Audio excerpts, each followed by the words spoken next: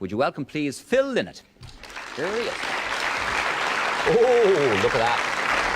All showbiz and stars. Do sit down. Great to see you. How are you? Cream. I heard that the white affects the camera. That'll affect the camera as well. But it makes a nice contrast. Well, my mother's here. I thought it looked smart. I know. Looks very well. Your mum, too. We'll be talking to her in a moment. What's this about gone to live in Howth? Come on. Well, that's where the big knobs hang out. Don't you know that guy? Can you see Crumlin from Howth? No, I wish I could.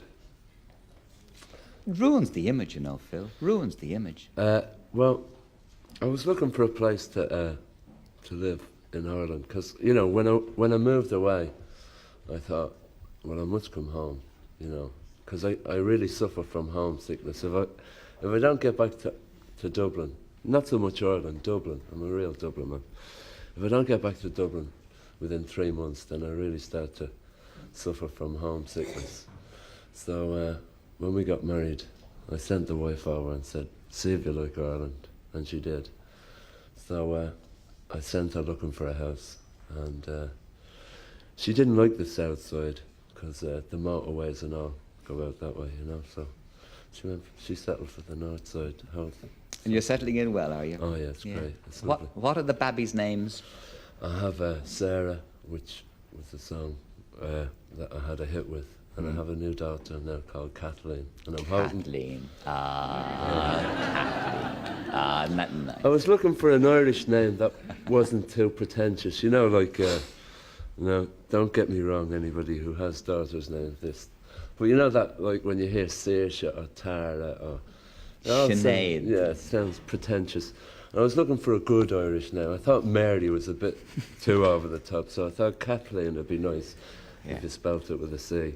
So there you go. Now, what has marriage done to you, Phil? It's made me faithful to one woman.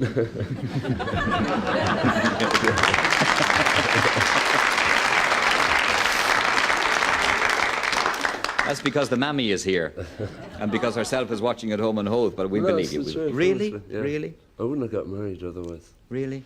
Honestly. And what else then? Has it made you... It has brought out emotions in me. You know, becoming a father and having the kids and stuff, and the responsibility of the marriage has really brought... I honestly didn't think I had the emotions that I have in me till I got married and had the children. You know, now, I know there's lots of single fellas looking, and they're going, oh yeah. You know, but it's amazing when you do get married and have children, how much passion it can bring out, and how defensive you become for your family, and how, like, I never would have worried about the news. You know, I could have looked at the news and said the world is going to end tomorrow, and it wouldn't have bothered me, you know. But having the children, like, it worries me. If I see, like, there is a couple of idiots in control of power up there, then it really annoys me, because all of a sudden it's not me that they're affecting, they could affect my children's life, and that's that becomes very important. And being in a group, Phil, like Thin Lizzy, the fact that you're married and have two doesn't interfere with the image. I mean, what's the reaction from the kids now? Well, the thing is now, when Thin Lizzy started, I had a bit of a wild boy image, you know. Ah, no. Honestly, you wouldn't believe it to look at me, would you? The white suit, no. But when all that started to happen, you know, I went for it, because, like, I was tired of hearing rock and roll stars saying how sorry they were for themselves, you know, like how they disliked fame and how they were bothered. I jumped at it, you know. I was famous. I thought, great, the women are after me, you know. Like, people want to buy me free drink, you know. They want to treat me. They want to take me here. Like, they want to take me there. Great. And, you know, I really went for it, hook, line and sinker. And, you know, since I got married, all of a sudden, it's not as important anymore, you know, as the actual art of making music and the art of self-expression. in which I work, because I'm very happy. Me private life I like to keep very private. Yes. And I'm very happy with my private life, you know. Tell me about the Jimi Hendrix part. How close is that now? Well, I can't talk too much about it because it could affect me in two ways. One, I could talk about it so much that the price that I'd be asking to do for the film, right, would drop. Would drop, right? Yes, yes. So, it could affect me. See, the script. There's two ways you can look on Jimi Hendrix, right? There's two sides to Jimi Hendrix. If you're not, I don't expect most of the audience here to know about Jimi Hendrix too well, but Jimi Hendrix as an artist was very deep and very involved, and he believed entirely in what he was doing.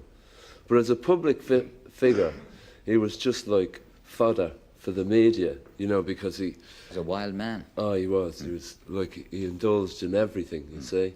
And he died by the way he lived. But as an artist, you can't take it. Well, for me, he was one of my heroes, you know, like he was one of the true inspired. He showed to me that a black fella could be the front of a band and like be completely respected for what he did. And I've to fly to America to do a screen test, not only for the Jimi Hendrix film. There's a couple of films they want me to do now, and ever since, like, I mean, okay, Sidney Poitier's life story, Joe Lewis, you know, if you're black, you name it, you know. You're in the run for them all.